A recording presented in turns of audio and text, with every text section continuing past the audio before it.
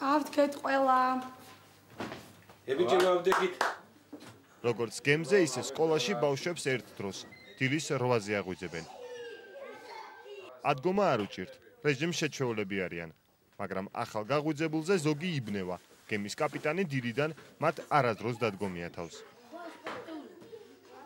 ჩვეულებრივ ისინი თბილისში, ამ ოთახში, ზრუნველობა მოკლებული და შეზღუდული გონებრივი შესაძლებლობების მქონე ბავშვთა სკოლა-პანსიონატში ეღვიძებენ. დღეს მათი ლოგინები ცარიელია. სკოლის 12 მოსწავლე დილიდან სანაპირო დაცვის ფორმას იცვამს. ბავშვები 10 დღეს სასაზღვრო პოლიციის გემზე გაატარებენ და მეზღვაურის პროფესიის ანაბანას აითვისებენ. საერთოდ პატარობიდან მიყვარს გემი. და ოცნება მქონდა, აი თუ ზაღალ მეზღვაური გავხდე და კაპიტანი მეთქი და ეგ მაგრამ გიცხოვრია გემზე ყოფხარ? არა. ეხლა ჩემ ცხოვრებაში სუპირულად.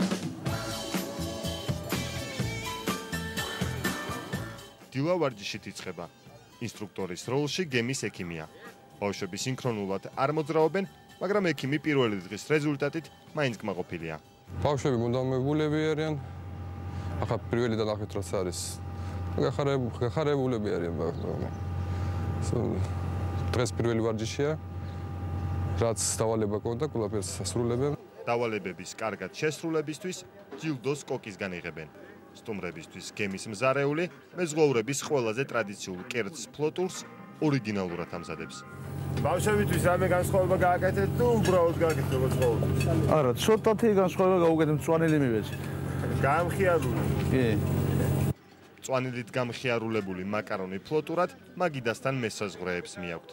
ხარზე ვარსკვლავების თუ ხაზების რაოდენობის მიუხედავად ეკიპაჟის ყველა წევრი ბავშვების განკარგულებაშია. 205 205 კატარღაც საქმეშია ჩართული. საზღვრის დაცვის პარალელურად მეზღვაურებმა მეთევზეობად შეითავსეს.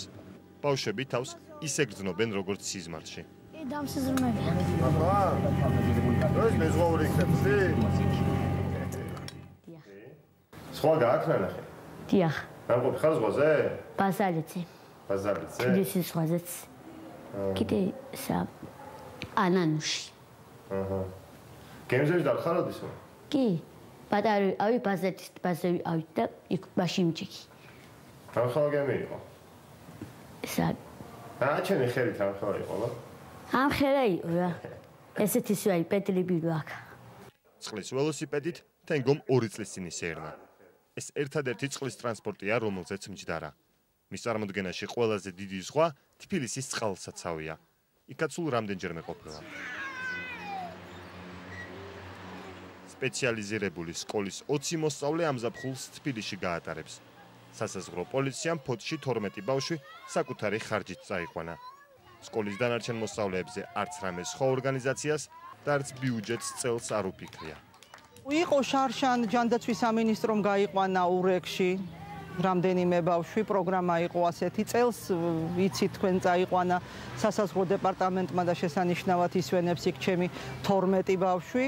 შეიძლება კიდევ მოხდეს ისე, რომ რამდენიმე ბავშვი ამ დარჩენილ პერიოდში ვინმე კიდე აი ესეთი მსგავსი პროგრამით წაიყვანოს, მაგრამ ისე რომ ერთიანად ყველა 50 ბავშვი ყოფილიყო წელს გაყვანილი, ეს არ მოხერხდა. რამდენი არის ამისთვის საჭირო თანხა? მას დაახლოებით 5-6 ლარი იქნება საჭირო. სანამ ბიუჯეტში მათთვის 5-6 ლარი მოიძებნება, ზღვას და გემს მზრუნველობა მოკლებული და შეზღუდული გონებრივი შესაძლებლობების მქონე ბავშვების ნაწილი მხოლოდ ტელევიზორში ნახავს. რომარა სასაზღვრო პოლიცია დღეს ამ ოთახში სკოლის 30-ვე მოსწავლეს ხდებოდა. გიორგი, რომელიც მეზღვაურობაზე ბავშვობიდან ოცნებობს, ნამდვილ კატარღაზე ვერ მოხვდებოდა.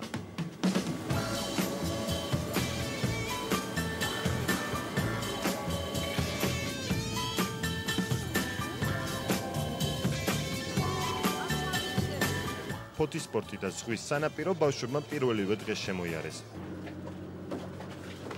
მათ უსაფრთხოებაზე როგორც წითელი სამაშველო ჟილეტები, ისე მედდა და 6 მესაზღვრე ზრუნავენ. ღონისძიებას პირადად კაპიტანი ხელმძღვანელობს. ხო, უცებ ესე 12 ბავშვიდან გამოსთა კი გამომდის კი, მაგრამ აბარებს 5-იანზე როგორ? მე მგონი. ბიჭების პლანკები თუ გაქვს? მხოლოდ კატარღით ზღვაზე გაყვანით, გამოცდის ჩაბარება არ გამოდის. პატარა ზომის არა გაქვს? კაპიტანი ბაზარშიც თვითონ დადის. ბიჭების საცურაო კოსტუმი თუ გაქვს?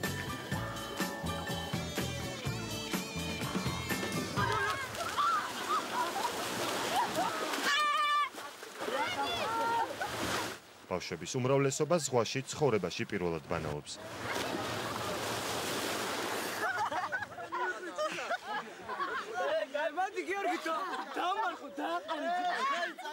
პლაჟზე სილაში თამაშიც ბევრისთვის სიახლეა. ეგეც წარმოგედგინა ზღვა? კი. ანუ ზუსტად ის დაგხვარად გეგონა? როგორც ის მარში აეგეთი იყო. ვისაც არ გაუმართლა და ზღვაზე ვერ მოხვდა, მაინც გრილდება. ბოთლებში ჩასხმული ონკანის წყლით.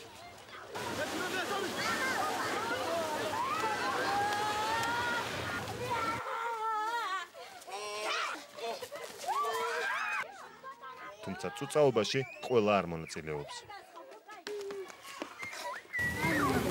არა.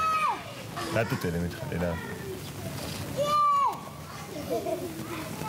ინდერ ბებო ჩამოვდეს. არ მოდის ხოლმე?